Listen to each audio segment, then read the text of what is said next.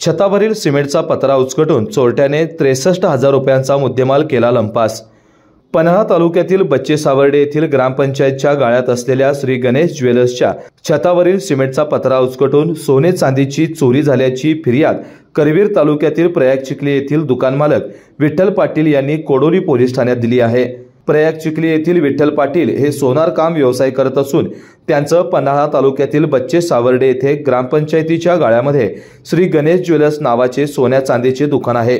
गुरुवार दिनांक 24 जुलै रोजी बंद दुकानाचा छतावरील सिमेंटचा पत्रा उचकटून दुकानात प्रवेश करत अज्ञात चोरट्यांनी 24,000 रुपये किमतीचे चांदीचे पैंजण, 10 जोडी 8,000 रुपये किमतीचे छुमछुम पैंजण, 3 जोडी 8,000 रुपये किमतीचे लहान बाळांचे बारशातील चांदीचे बैजन, वाळ, तोडी, कडली, 8,000 रुपये किमतीचे लहान बाळांचे लॉकेट, 5,000 रुपये किमतीची ठुशी, 1 ग्रॅम अलंकार, 5,500 रुपये किमतीचे बिल्वर, 1 ग्रॅम सोन्याचे अलंकार असा एकूण 63,000 रुपये किमतीचा मुद्देमाल चोरट्याने लंपास केला आहे।